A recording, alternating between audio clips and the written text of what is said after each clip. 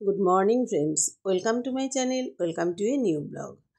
দেখো, সকালবেলায় উঠে আমরা স্নান টান করে একদম রেডি হয়ে গিয়ে হোটেল থেকে লুচি আর সবজি, যেটা ওরা পুরি সবজি বলছে আর কি, সেটা ব্রেকফাস্ট করে আমাদের গাড়ি নিয়ে বেরিয়ে পড়েছি দার্জিলিংয়ের রাস্তায়। ভাবছি সকাল সকাল একটু ঘোরাঘুরি করব, কিছু শপিং বাকি আছে সেগুলো করব। কিন্তু আমার ছেলেরা মিলে ঠিক করলো যে গ্লেনারিজে যাবে ব্রেকফাস্ট করতে। তাই গাড়িটা এক জায়গায় পার্ক করে দিলাম। সকালবেলা তবুও কিন্তু দার্জিলিংয়ের রাস্তায় বেশ অনেক ট্রাভেলার্সের ভিড় রয়েছে।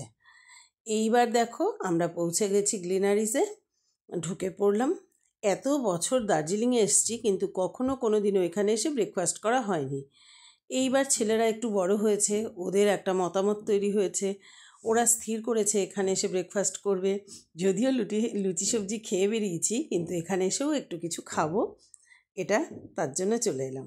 কি সুন্দর পরিবেশ দেখো, দারুণ। আমি আগে কিন্তু কখনো এই জায়গাটায় আসিনি। অনেকের ছবি দেখেছি, অনেকেরই পোস্ট দেখেছি যারা গ্লেনারিজে এসে ব্রেকফাস্ট করে। এই বছর এটা আমার প্রথম অভিজ্ঞতা। ভীষণ ভালো লাগছিল। আর ছেলেরা নিয়ে এলে আলাদা একটা ভালো লাগা তার মধ্যে থেকেই যায়। আমরাও বসে পড়েছি। আমার ছেলেরা মিলেই অর্ডার করলো কি ব্রেকফাস্ট করা হবে। অত কিছু আমি কিন্তু এই ডিশের মধ্যে যা যা আছে সেগুলো জানিও না যে কোনটা কি। ওয়েট করলাম অনেকক্ষণ বসে বসে, অনেক ফটোশ্যুট হলো, অনেক রিলস বানালাম। তারপর লাস্ট পর্যন্ত চলে এলো আমাদের ব্রেকফাস্টের ডিশটা।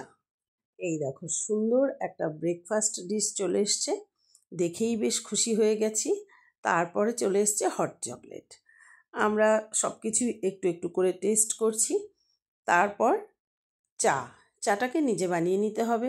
কে বানাবে? সবাই বানাতে চাইছে আর কি। যাই হোক, আমরা ওদের হাতেই ছেড়ে দিলাম আজকে। ওরা বানিয়ে দিল, সার্ভ করে দিল, বেশ সুন্দর করে চাও খেয়ে নিলাম। সময়টা খুব ভালো কাটালাম। সবচাইতে ভালো লাগলো যে ছেলেদের নিয়ে আসা জায়গাটাকে খুব এনজয় করলাম। ওদের কথাবার্তার দামও তো সব সময় দিতেই হবে, তার মধ্যে এত সুন্দর আয়োজন যেহেতু করেছে, তার জন্য ভালোই লাগলো। তারপর আমরা এখান থেকে আরও কিছু সাইট সিন করবো দার্জিলিংয়ের, আগেই ঠিক করে রেখেছি, তার জন্য বেরিয়ে পড়লাম। খুব বেশি সময় এখানে আমরা নষ্ট কিন্তু করিনি। কিন্তু এখানে এত ভিড় যে তোমার একটা কিছু অর্ডার দিলে সেটা পেতে পেতেই প্রায় 40 মিনিট কেটে যায়। তার জন্য না চাইতেও প্রায় এখানে আমাদের 2 ঘন্টা মতো কেটেই গেছে। আর সবাই এক এক করে আবার বিভিন্ন জায়গা বদলে বদলে ফটোশ্যুট করছে, সেটাও গেল বেশ খানিকটা সময়।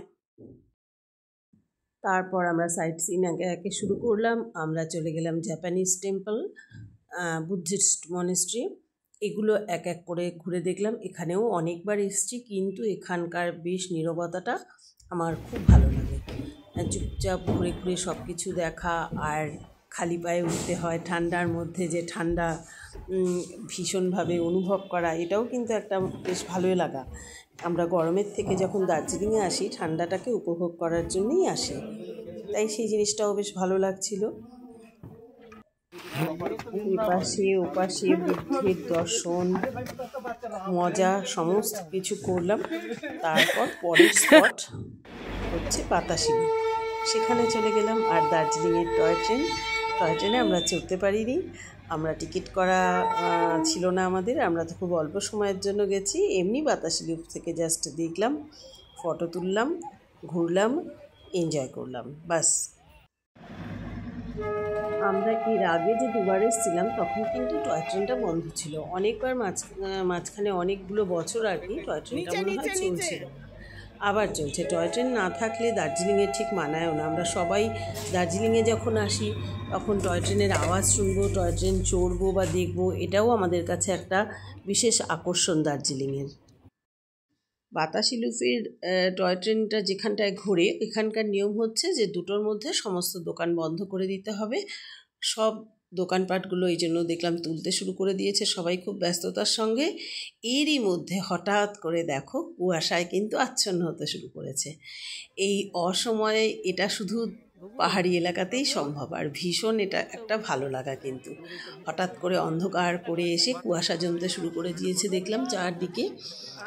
এটা অনেকক্ষণ আমরা একটু দাঁড়িয়ে দাঁড়িয়ে দেখে এখান থেকে তারপর গাড়ি নিয়ে বেরিয়ে পড়লাম পরের স্পটে যাব বলে। সবাই ভোরবেলায় টাইগার হিলে গিয়ে সূর্যোদয় দেখে। এটা আমিও আগে ছেলেদের নিয়ে যখনই আসতাম চলে যেতাম টাইগার হিলে সূর্যোদয় দেখবার জন্যে। আর এখন ছেলেরা তো অত ভোরে উঠতেই চায় না, যেতেই চায় না। এখন বেলাতেই বলল, মা অনেক বছর আমরা যাইনি, চলো এবার টাইগার হিল যাব। আমরা সত্যি অন্তত 6-7 বছর ধরে কিন্তু টাইগার হিলে কখনো যাইনি। এবছর এই বেলাতেই চললাম টাইগার হিলে। রাস্তাটা দেখলাম বেশ ভালো করে দিয়েছে। আগে কিন্তু টাইগার হিলে যাওয়ার রাস্তা ভীষণ খারাপ ছিল, ইট ইট উঁচু নিচু, গাড়ি এদিক ওদিক হেলতে হেলতে উঠতো। আবার একবার তো যাওয়ার সময় ড্রাইভার দেখালেন এই পাশে কিছু গাড়ি উল্টে পড়ে আছে, অ্যাক্সিডেন্ট হয়েছে। ওই সব দেখে শুনে না ভয় পেয়ে গিয়ে মাঝখানে আমি অনেক বছর আর যেতাম না। ওই ভোরবেলায় উঠে আগে যে মজা লাগতো, 4টের সময় তুলে নিয়ে ড্রাইভার চলে যেত, আর ওখানে গিয়ে ফ্লাক্সে করে সবাই চা বিক্রি করতো, সেই চা খেতাম, বেশ ভালো লাগতো। যাই হোক, এত বেলায় এলাম এবার ঠিকই, কিন্তু পুরোটাই দেখলাম পাল্টে গেছে। আগের মতো সেই ব্যাপারটা আর নেই টাইগার হিলের। এখন আবার এখানে এই বিল্ডিং তৈরি হচ্ছে, এর ওপর থেকে সূর্যোদয় দেখা হবে। এটা অনেক বছর থেকেই তৈরি হচ্ছে, কিন্তু কমপ্লিট আর হচ্ছে না। যাই হোক, এই সমস্ত কিছু দেখে ঘুরে এখানে ফটোশ্যুট করলাম, ভালোই লাগছে। তোমরাও দেখো, টাইগার হিলের ওপর থেকে পুরো দার্জিলিং শহরের ওই দিকটা দেখা যাবে। কিছুই শহরের অংশ দেখা যায় না, কিন্তু মুক্ত আকাশটা দেখতে পাচ্ছি, এটাই বেশ ভালো লাগলো। এবার রাস্তায় বেরিয়ে পড়েছি, আমরা চলে যাব তাকদায়। তার জন্য আবার এক জায়গায় দাঁড়িয়েছি, সেখানে আবার মোমো অর্ডার দেওয়া হয়েছে। মোমো খেলাম, পাহাড়ে এলে পাহাড়ি খাবার তো খেতেই হবে। তারপর চা খেয়ে আবার রওনা হলাম আমরা তাকদার পথে। দার্জিলিংয়ের সাইট সিন করতে করতে এবার পৌঁছে গেছি আমরা তাকদাতে আমরা একটা হোমস্টে ঠিক করেছিলাম, বুক করেছিলাম। এই হোমস্টেতেই আমরা আজ স্টে করব। ভীষণ সুন্দর, একদম জঙ্গলের মধ্যে, কত ওপরে এই হোমস্টেটা। আস্তে আস্তে আস্তে আস্তে করে ওপরে উঠে গিয়ে দেখলাম যে যত সুন্দর মনে মনে ভেবেছি বা ছেলে বলেছে তার চাইতেও দারুণ সুন্দর। এই দেখো, এই ফুলবাগানের মধ্যে দিয়ে গিয়ে, আর যেই ঘরটা রয়েছে সেটা একদম চারপাশে জঙ্গলের মধ্যে নিরিবিলি। দিনের বেলাতেও ঝিঝি পোকার ডাক শোনা যাচ্ছে। আমি তো ভয়ই পাচ্ছি যে কোনো জন্তু জানোয়ার না বেরিয়ে আসে, কিন্তু যে নাকি হোমস্টের মালিক উনি বললেন যে না, এখানে শুধু হরিণ আসে, আপনার যদি কপাল ভালো হয় তাহলেই হরিণ দেখতে পাবেন। কিন্তু চারদিকের এই সৌন্দর্য আমাকে ভীষণভাবে মুগ্ধ করছিল। পেয়ারা গাছে অনেক পেয়ারা হয়ে গেছে দেখছিলাম, বেশ ভালো লাগলো আমার।